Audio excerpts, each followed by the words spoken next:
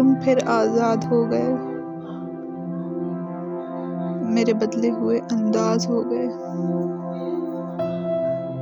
ठीक हुए या फिर बर्बाद हो गए? मुझे तो लगता है कि फिर आबाद हो गए।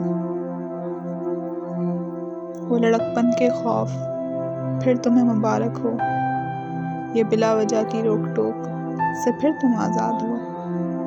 मान गए हो अपने वसवसे या फिर अपनी दिली आवाज़ के गुलाम हो? बस इस मर्तबा अपने अपनों की उम्मीद पर खड़े उतरना, खुश रहना खुद और उनकी बात भी रख लेना। खामोश रखना मेरे राजों पर खुद को, मेरे लफ्ज़ों को याद रखना, मेरे लहजे खुद में आबाद रखना।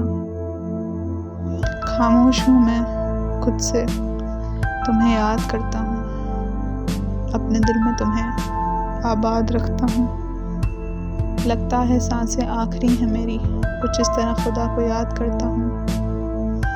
तेरी बाहों में मरने की ख्वाहिश थी मेरी, तेरे दीदार के लिए अपनी आंखें चार रखता हूँ। नींदें बचाई हुई हैं तेरे लिए, तुझसे जन्नत में मिलने की आस रखता हूँ। हाँ बज़ाहिर तो नशे से दूर हूँ, हाँ बज़ाहिर तो नशे से दूर हूँ, मगर तुझसे मिलने की प्यास रखता हूँ, मगर तुझसे मिलने की प्यास रखता हूँ।